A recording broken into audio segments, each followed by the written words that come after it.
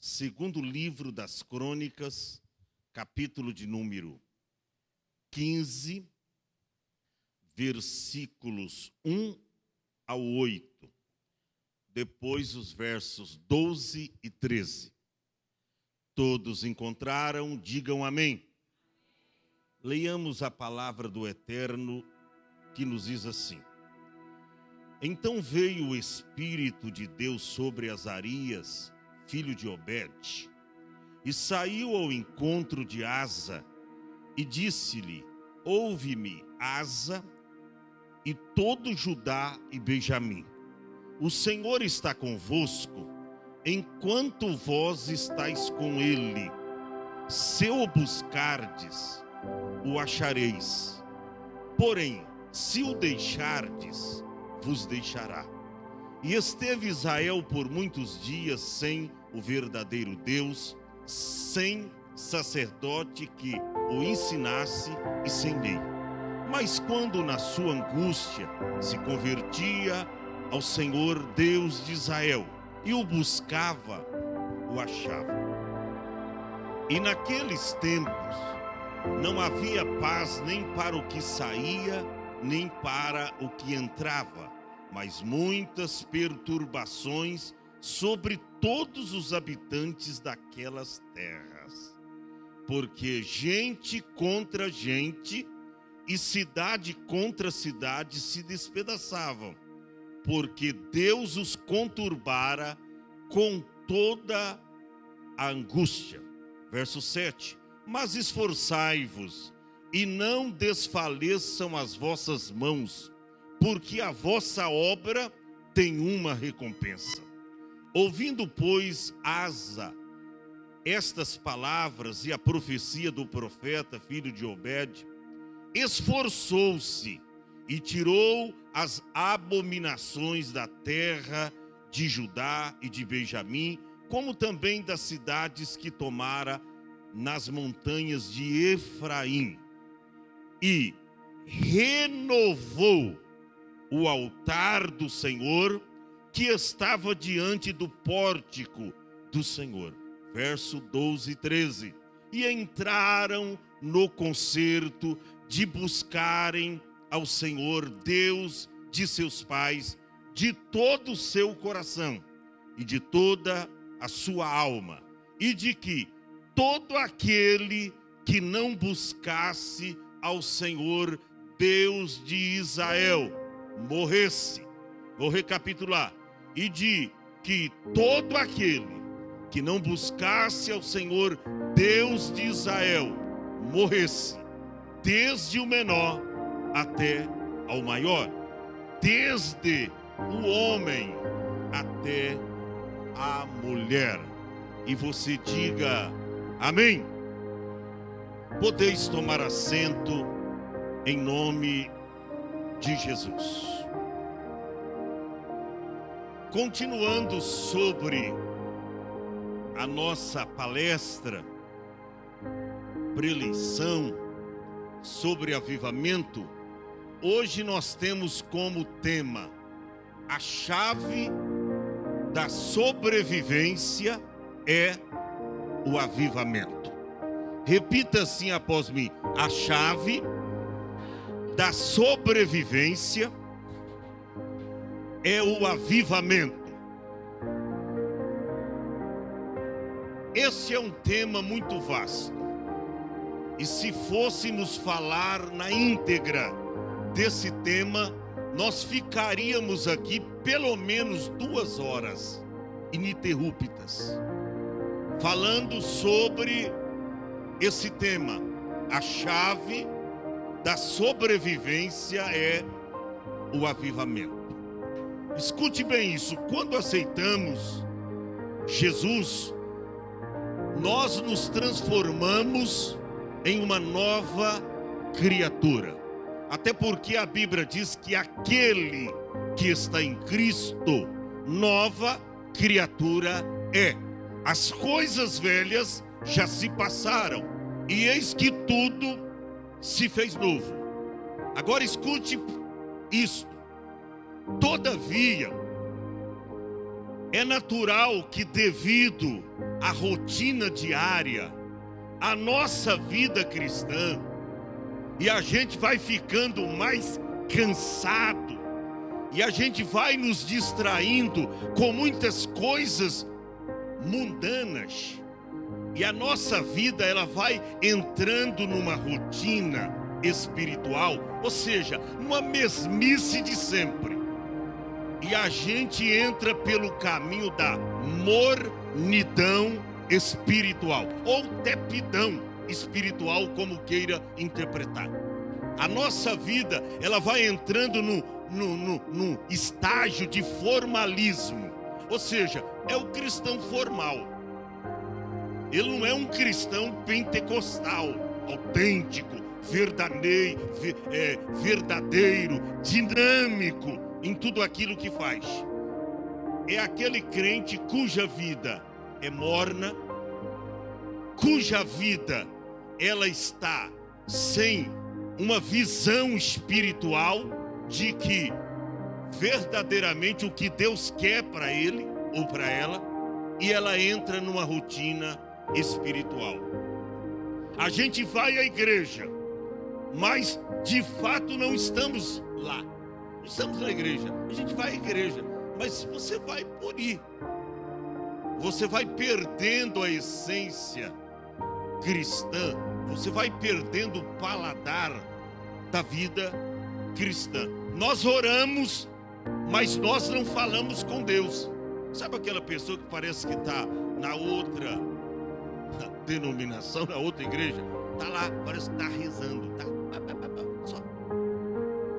Nós oramos, mas na verdade não falamos com Deus. Nós lemos a Bíblia, mas não procuramos ouvir o que ela tem para nos ensinar.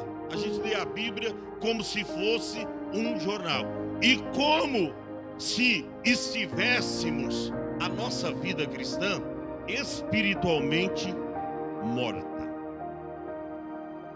A gente chega naquele estágio daquela igreja do Apocalipse, que Jesus chegou para ela e disse: ó, tens nome? Tens nome, nome tem. Tens nome de que vives, mas estás morto. Gente, isso aqui é muito sério. Só a introdução para a gente entrar no capítulo 15 aqui, desse avivamento que aconteceu através do rei Asa, que projetou uma reforma religiosa. O povo estava vivendo uma inércia espiritual muito grande. O povo estava acomodado. Não obstante, Deus está dando vitória para o povo. Porque sabe quais são os nossos maiores fracassos? É quando a gente adquire vitórias. A gente começa a se acomodar. É quando tudo está bem conosco. Aí reside o perigo. Quando o negócio está feio na nossa vida, quando a coisa está difícil, parece que a gente está mais aos pés da cruz. Mas quando o negócio está indo de vento em popa, só crescendo, só progredindo, a gente tende a se acomodar. Aí está o perigo. Como o avivamento, então, a gente estando nesse estágio de conformismo, de inércia, como o avivamento pode acontecer na nossa vida? Geralmente o avivamento ocorre depois da perda gradual e total do primeiro amor. Por isso que no Apocalipse capítulo 2, verso 4, está escrito: tenho, porém, contra ti que deixaste o teu primeiro amor. Você é um religioso, você tem nome de que está vivo, mas a essência do amor em tudo que você faz esfriou. E sabe o que causa esfriamento no amor? É aquilo que está lá em Mateus 24 e 12. E por se multiplicar a iniquidade, o amor de muitos esfriará. Vai comendo Bíblia. Outro sim, o avivamento chega como o sopro de Deus para tirar a poeira que foi acumulada no decurso dos anos. Sabe que o pecado, geralmente, ele vai acumulando como que uma poeira. Aqui está, por exemplo, esse móvel aqui.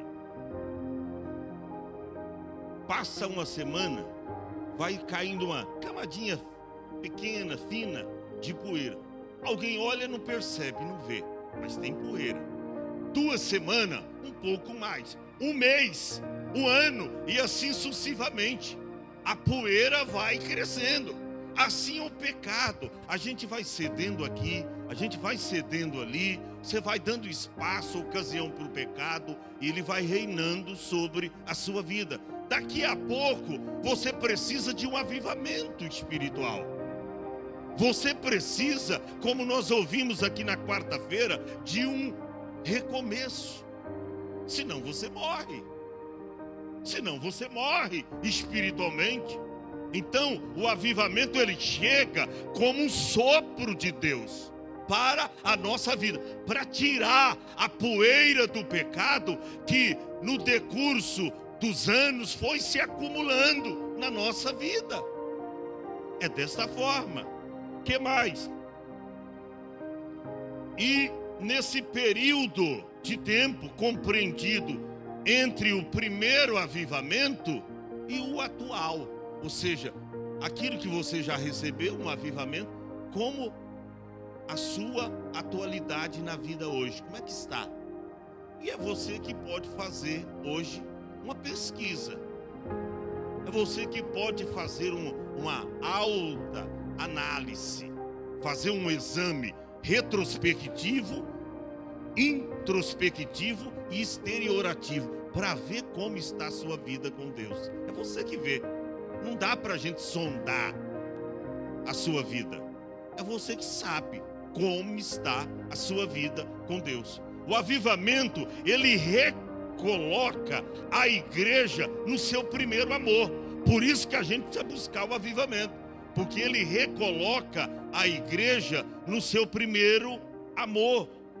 Produz convicção de pecado. Tá? E o que mais? Santifica e movimenta a igreja. O avivamento, ele santifica e ele movimenta a igreja. Ele leva a igreja a orar mais. Ele leva a igreja a se santificar mais. Ele leva a igreja a amar mais as pessoas. Isto é frutos de um crente verdadeiramente avivado. Todavia, o mais importante não é você receber o avivamento. Você sabia disso? O mais importante não é você receber o avivamento, e sim é você conservar o avivamento que você recebeu. Olha para cá, tem muita gente que recebeu o avivamento. Algum tempo atrás, teve uma vida avivada pelo Espírito Santo. Foi cheio do Espírito Santo. Nesse momento falou em línguas estranhas, profetizou, cantou hinos espirituais. Foi cheio do Espírito Santo, conforme Atos 2 e 4. Foi cheio do Espírito Santo. Olha para cá, mas no decorrer dos dias, dos anos, foi perdendo aquilo que recebera. Foi se esfriando e desvanecendo na fé. E eu me lembro que está escrito em Levítico 6 e 13. Está escrito que o fogo arderá continuamente no altar e não se apagará. O fogo arderá continuamente no altar. Irmão, é hoje, é amanhã, é domingo que vem, é a semana que vem, é o mês que vem. O fogo precisa arder continuamente no altar. Que altar é esse? Altar é a sua própria vida oferecida a Deus em sacrifício. Isto é altar. Isso é altar. E o avivamento deve começar individualmente no coração de cada cristão. Não fique preocupado com o vizinho do lado. Não fique preocupado com a família, lá, o seu vizinho. Não. Fique preocupado com você. Porque o avivamento deve começar, deve iniciar na tua vida. Se você quer incendiar o mundo, primeiro você tem que estar incendiado. Você tem que estar cheio, para depois saindo, conforme diz lá em Isaías, distribuindo brasas. Aleluia! Com braseiro na mão, distribuindo brasa. Mas primeiro você tem que estar no fogo.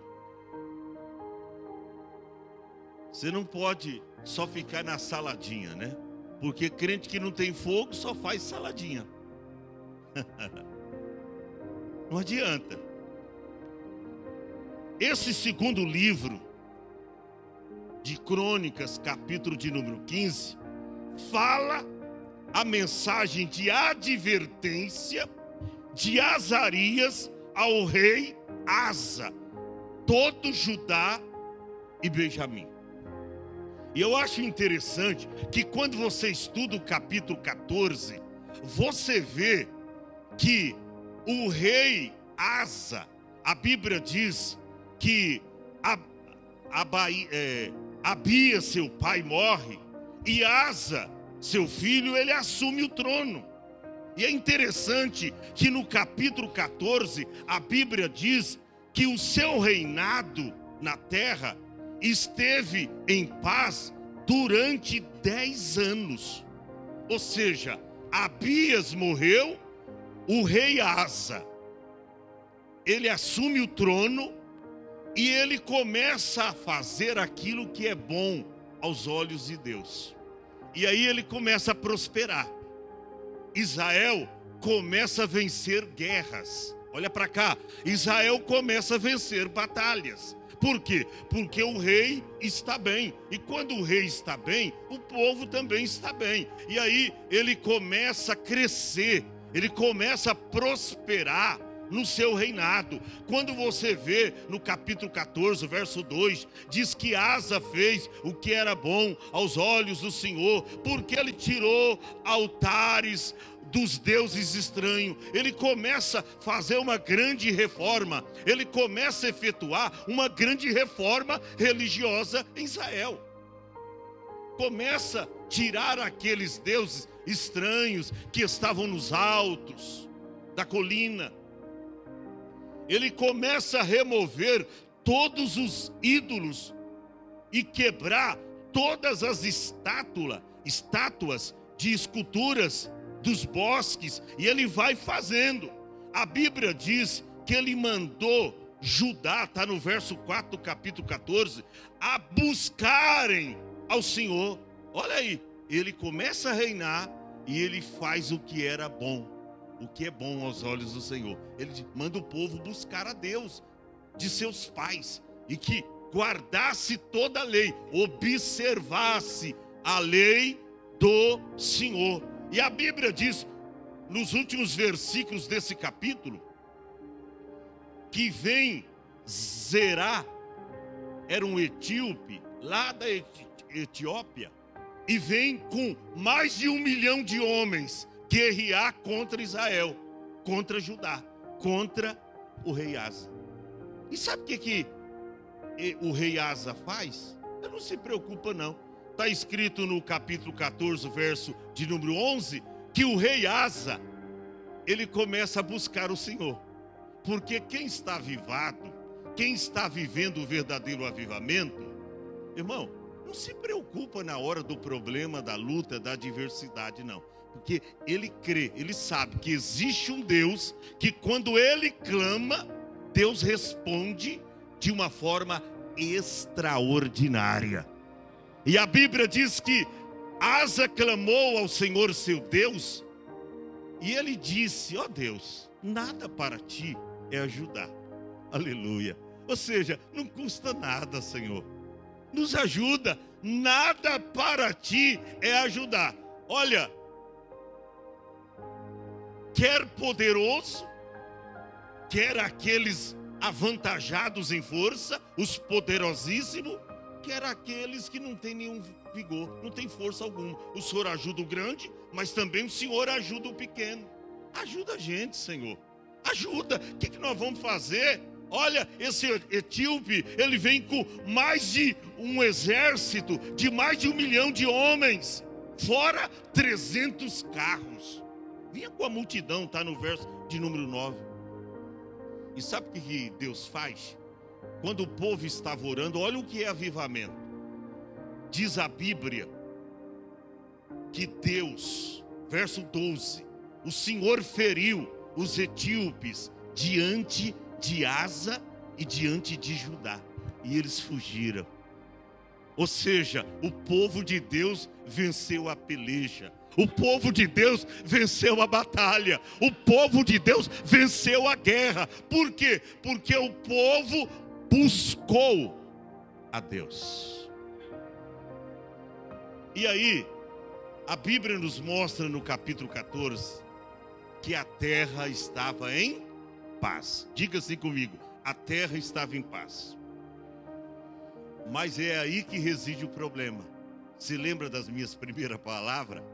Que eu disse que quando tudo está bem na nossa vida, a gente ora menos, a gente consagra menos, a gente vem menos ao culto, porque as coisas estão fluindo. Parece que é tudo pela sua capacidade, é tudo pela sua força. Parece que não é a ajuda de Deus que está vindo para nós. E aí você se acomoda espiritualmente. Aí, depois dessas batalhas vencidas, o povo se acomodou. O povo se acomodou. O povo perde o foco.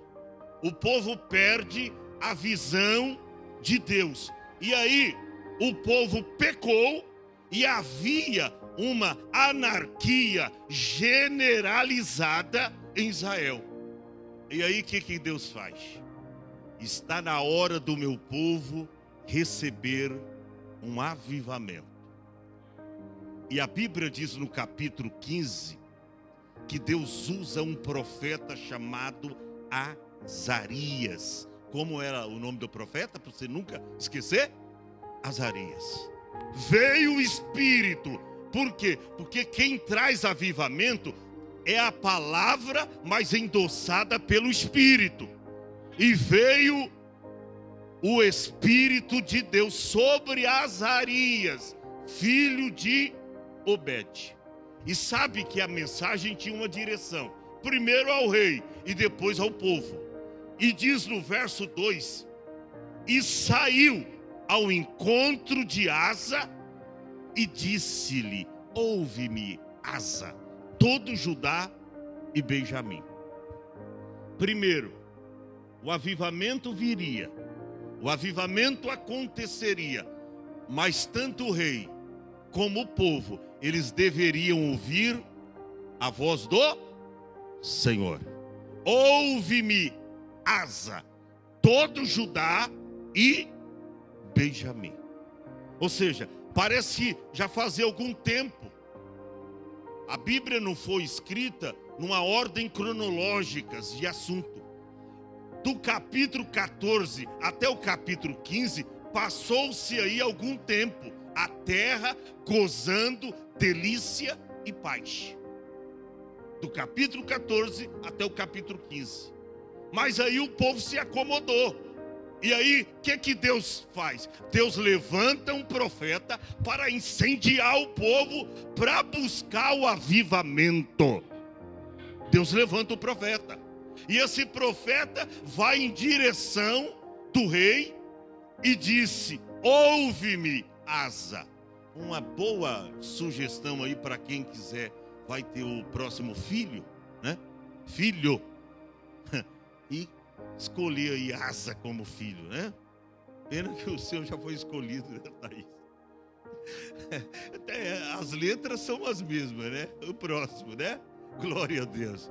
Ouve-me, Asa, todo Judá e Benjamim. E aí, irmão, ele tasca uma palavra, meu Deus do céu.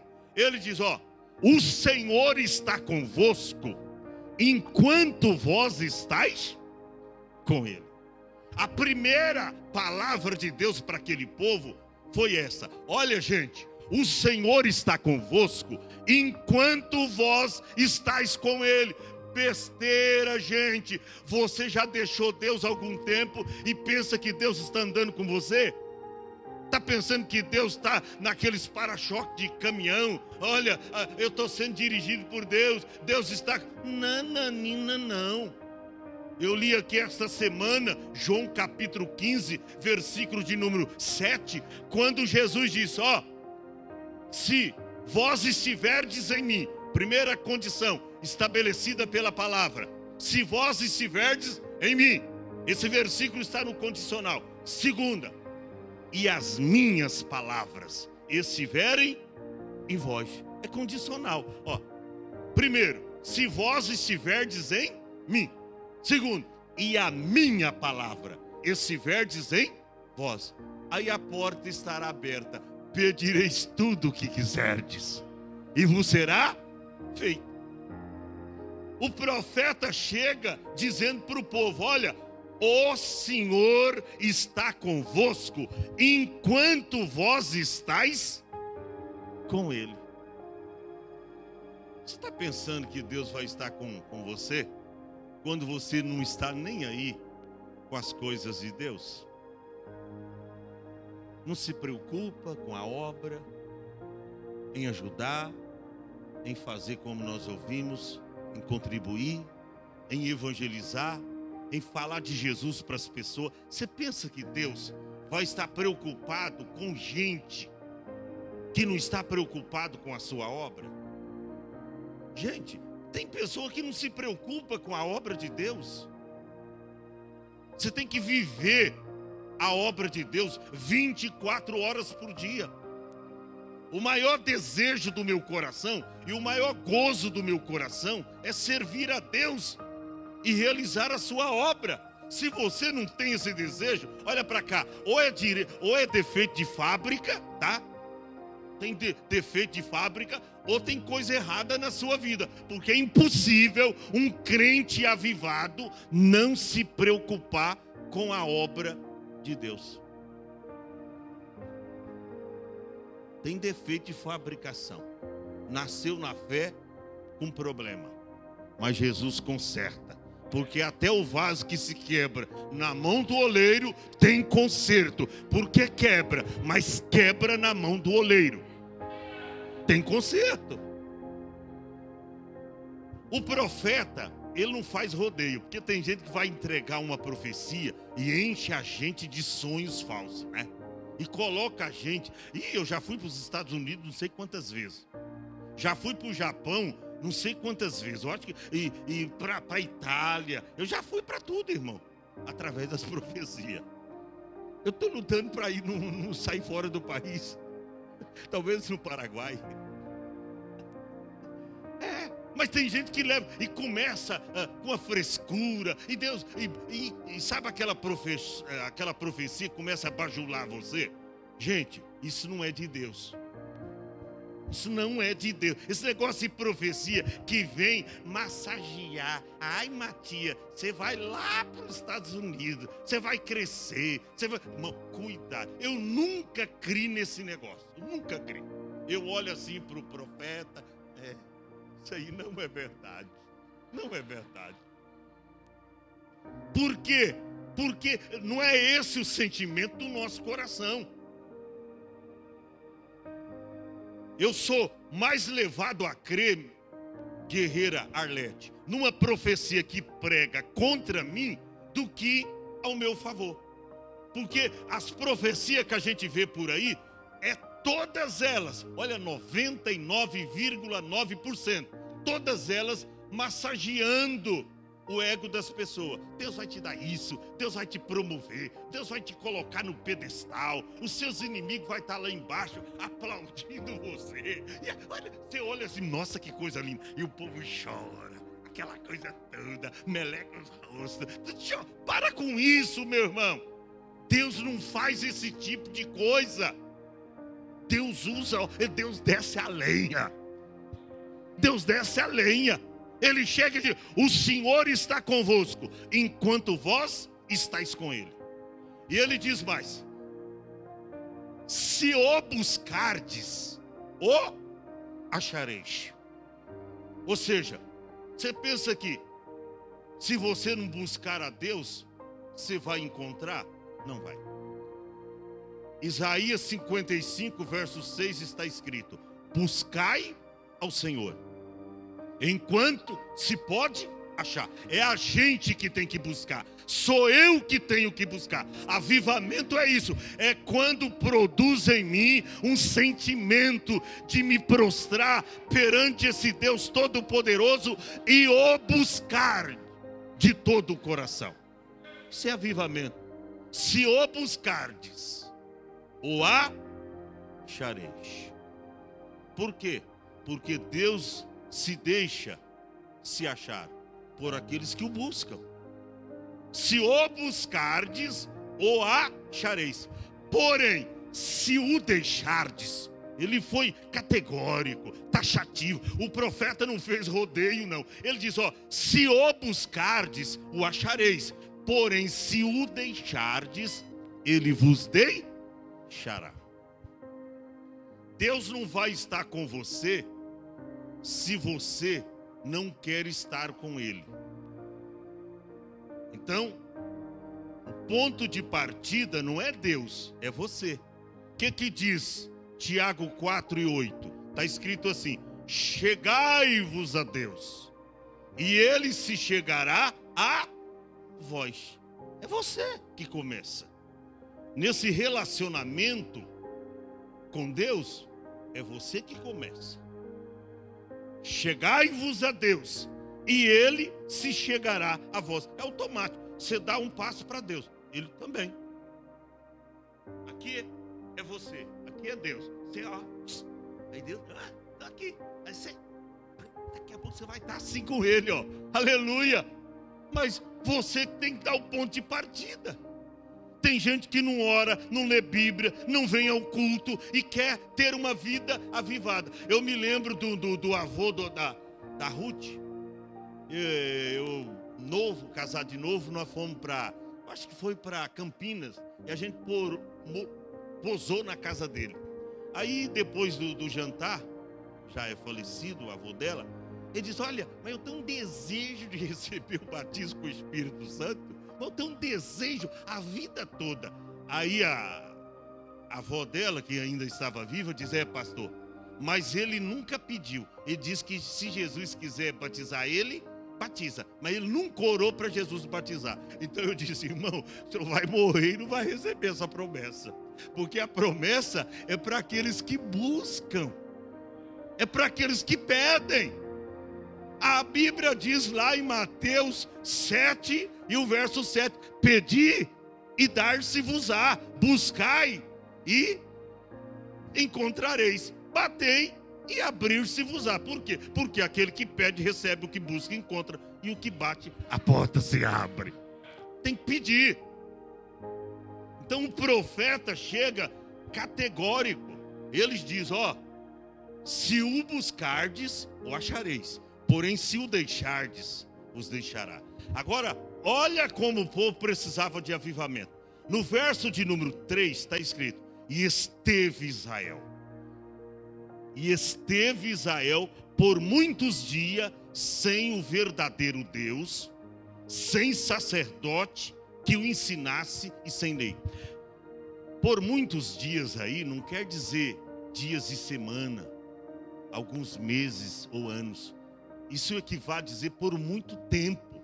Israel esteve, primeiro, sem o verdadeiro Deus. Você já pensou uma nação sendo regida, guiada por outros deuses, que não é o Deus verdadeiro? Israel esteve assim, por muito tempo, sem o verdadeiro Deus. Que mais? Sem sacerdote que o ensinasse. Ou seja, não tinha um ensinador, um instrutor para ensinar, para admoestar, para corrigir. Não tinha. Sem sacerdote, tinha sacerdote, mas não ensinava. É como hoje. As igrejas estão fazendo campanha de milagre. Aqui a gente tem uma cruzada, é diferente, prega a palavra. Mas tem gente que faz campanha de milagre, é 7 dias para isso, é 7 dias para aquilo, e sal grosso, e flores, bala ungida, e saquinho de cimento ungido, tem chave, tem tudo ungido lá. Mas não tem crente cheio do Espírito Santo. Não tem crente cheio do Espírito Santo. Gente, vamos parar com isso, vamos entender. Eles tinham sacerdote, mas não tinham ensinamento. Sem sacerdote que o ensinasse. E estava sem lei. Sem lei é sem disciplina. Não tinha Bíblia, não tinha palavra. Sem lei, lei aqui é palavra, ensinamento, é mandamento. A Bíblia diz lá em Isaías que a palavra de Deus é mandamento sobre mandamento, regra sobre regra, promessa sobre promessa. Um pouquinho aqui, um pouquinho ali. É assim que a palavra de Deus é para mim e para você. Israel esteve assim por muito tempo. Aí no versículo de número 4, mas quando na sua angústia, o que eles faziam? Eles se convertiam ao Senhor, Deus de Israel, e o buscava. Eles encontravam, eles o achavam. Irmão, Deus se deixa achar por aqueles que o buscam. Que maravilha! Mesmo o povo na desobediência, mesmo o povo na inércia, mas quando o povo se convertia a Deus, quando o povo se arrependia das suas rebeliões, dos seus pecados, e o povo se voltava para Deus, Deus o recebia. Eles buscavam a Deus e eles encontravam Deus. Por que o povo fazia isso? Porque eles sabiam que a chave da sobrevivência é o avivamento. Sem avivamento, a nossa vida está morta. Sem avivamento, a sua vida, você não passa de um cadáver ambulante. Está morto espiritualmente. Está andando para lá e para cá, mas não tem vida com Deus. Não tem vida espiritual ativa. O povo estava assim. O verso de número 5 diz assim: naqueles tempos, olha aí, naqueles tempos não havia paz nem para o que saía. Sabe por que tem muitos lares por aí que só vive e sobrevive hoje só em guerra? É guerra desde manhã, é a esposa brigando com o marido, os filhos levantam contra a mãe, é uma guerra, sabe, guerra entre os vizinhos, a coisa está feia. E às vezes isso até estende-se na igreja, porque a casa é uma extensão da igreja, e vira uma briga. Sabe o que é isso? É povo sem avivamento, é povo sem Deus, é povo sem disciplina. Ora, a Bíblia diz que Israel, naqueles tempos, não havia paz, nem para o que saía de Israel, nem para o que entrava, mas muitas perturbações sobre todas ou todos habitantes daquelas terras.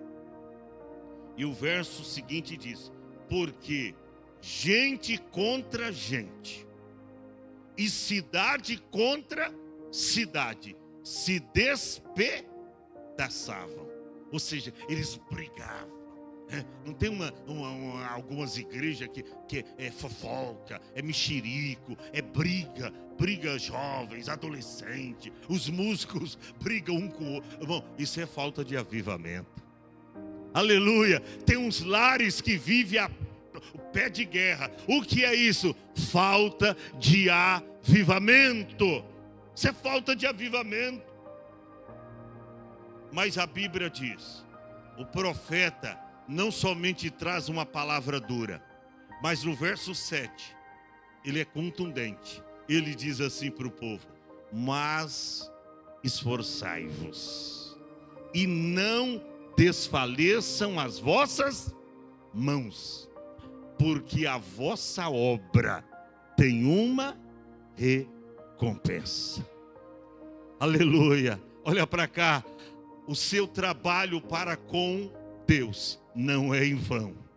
O seu trabalho para com a obra de Deus, o fruto do seu trabalho, não é em vão. Até a sua contribuição na igreja não é em vão. Até um copo d'água que você traz para o pregador, para a pregadora, não é em vão. Porque a Bíblia diz que aquele que der um copo de água fria, não é quente, tá bom? A um dos meus profetas, receberá galardão de profeta. Se der Coca-Cola, então, meu Deus do céu, a bênção é maior. Irmão, esforçai-vos e não desfaleçam as vossas mãos, porque a vossa obra tem uma recompensa. Não diz que terá, tem, é agora. A recompensa você já está recebendo. A recompensa da sua fidelidade através dos seus dias já está sendo recompensado. Deus está te dando saúde, coragem para levantar de manhã e trabalhar. Deus está abençoando, te dando saúde, te preparando o trabalho. É Deus. A vossa obra tem uma recompensa. E sabe o que acontece? E eu vou fechando as cortinas desta palavra. Quando o rei Asa ouviu essa profecia, eu fico maravilhado nesse fechamento, porque ele ouve a profecia e olha o que diz a Bíblia.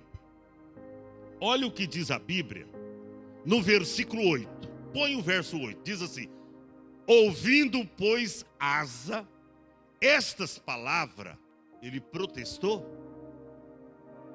Ele ouviu as palavras da profecia do profeta filho de Obed. Ele protestou, ele fez cara feia, ele frangiu a testa. Ele não está gostando, porque tem crente que é assim, né? Quando a palavra é boa, ele é crente pá, ou seja, inchado para mim. Palavra boa para mim. Aí quando o negócio é estreito, é palavra dura, ele é pá. Para palavra boa é inchada, é para ele. Mas palavra ruim é pá, é para os outros. Ele não fez nada disso não. Ele ouviu a palavra que era admoestativa, repreensiva, corretiva, exortativa do profeta filho de Obed, Azarias. Presta atenção, ele não fez cara feia. A Bíblia diz assim: ele se esforçou. O que ele fez? Se esforçou. E fez o que mais? Tirou as abominações. Lembra que eu li lá no início, que quando ele iniciou o reinado, ele tirou tudo? Voltou tudo de novo, Thaís. Tá? A gente vai dando permissão. Ao longo dos anos, você via? Coisa que você pregava contra, agora você está aí, familiarizado com ela. Coisa que você era contra algum tempo atrás, agora você está aí. Você vê que no reinado dele, ele tinha tirado todas as abominações, a idolatria. Voltou tudo. É só, você está pensando que uma vez salvo para sempre, uma vez liberto. Alguém falou isso: pastor, eu estou liberto, nunca mais eu vou beber dessa água suja. Não bebe o quê? Não vigia para você ver, não. Não vigia, jovem. Você está lá, daqui a pouco cai na gandaia, está lá no mundão. É assim. Ó, voltou tudo. Quando a profecia falou com ele, ele tirou as abominações de toda a terra. De Judá, tinha lastrado para Benjamim, como também das cidades que tomara das montanhas de Efraim. O que ele fez mais? Só isso? Não. Ele diz: agora o avivamento tem que acontecer pessoalmente e coletivamente. A Bíblia diz: e renovou o altar do Senhor.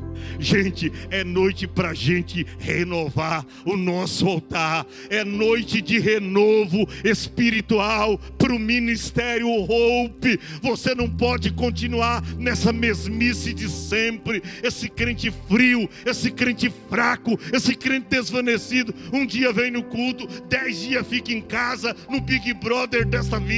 Um dia você está adorando a Deus, outro dia você está adorando o diabo, cantando as músicas lá do mundo. Que negócio é esse? Olha aí, ele renovou o altar do Senhor, que estava diante do pórtico do Senhor. Gente, isso aqui é extraordinário. E a Bíblia diz nos versos 12 e 13, e entraram num concerto. Eles entraram o quê? Num concerto, numa aliança. Com quem? Com o Senhor Deus e seus pais. E a aliança foi feita de todo o seu coração e de toda a sua alma. Qual era a aliança, o pacto que eles firmaram com Deus? Olha o pacto, verso 13.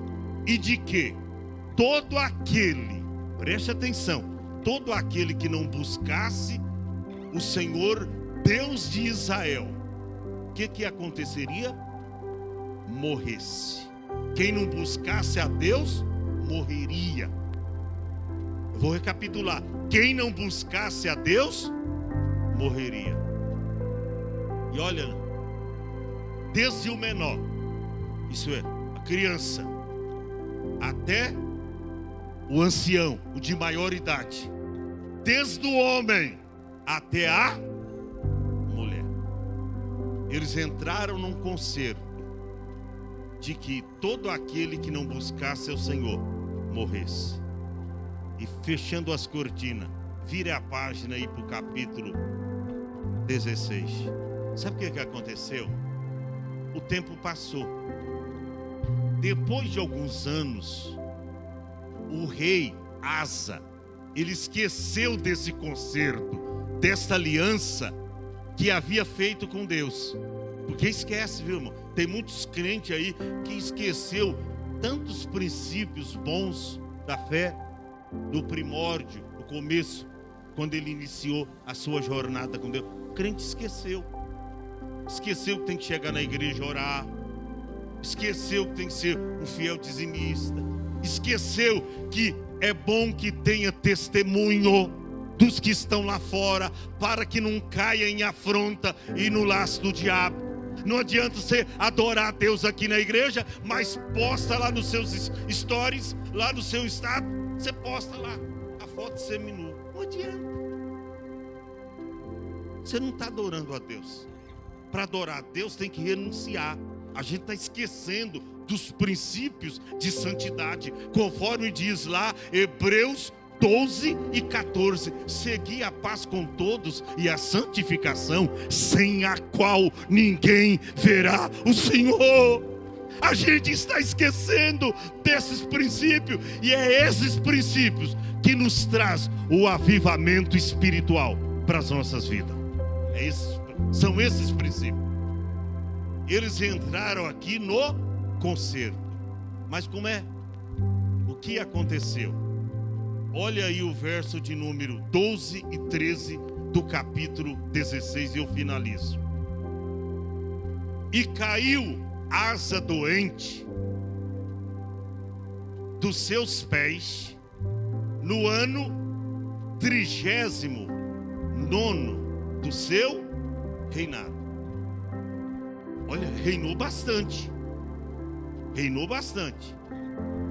Teve sucesso, eu diria, altos e baixos.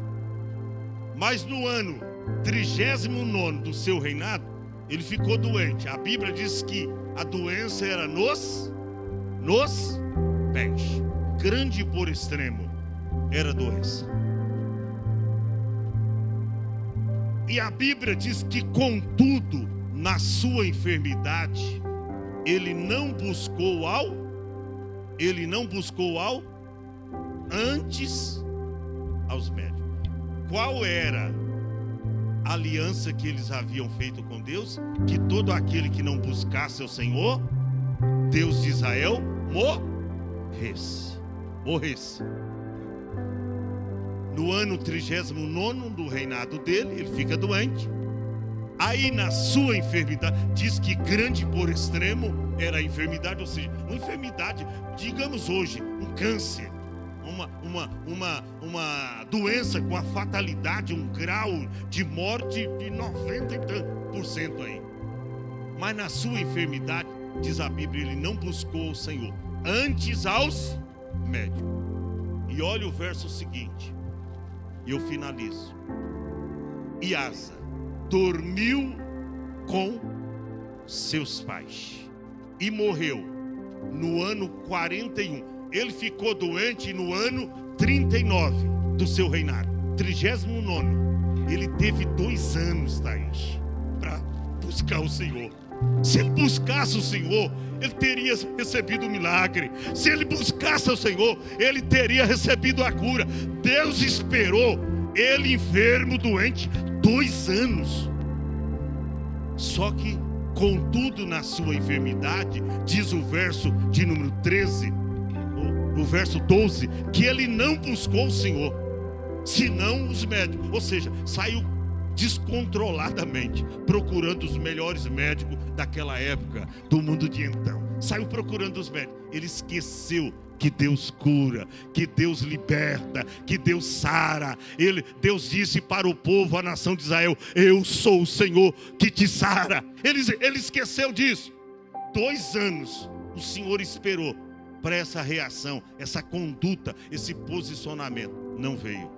E Asa caiu doente, conforme o verso 13. E aí dormiu com seus pais e morreu no ano 41. Ficou doente no ano 39. 2 anos, tá? 2 anos ele teve tempo de buscar o Senhor. Tem gente, irmão, por isso que a Bíblia diz: buscai o Senhor enquanto se pode achar. Deus está te dando corda, tá? Parece que você saiu do caminho, está no corda bamba. Nada de mal tem acontecido, mas espera, a espada de Jeová vai chegar. Você vai ver.